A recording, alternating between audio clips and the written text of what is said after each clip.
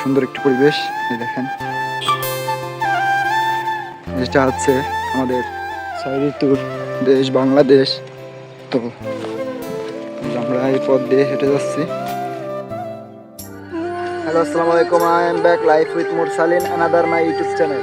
তো আমরা আজকে এমন একটা জায়গায় আছি যেটা পাওয়া আমাদের কাছে অনেক কষ্টের।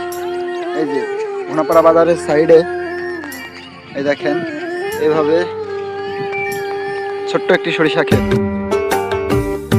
খুব অসাধারণ একটি জায়গা। তার পাশ দিয়ে বয়ে গেছে একটি হাইওয়ে রোড।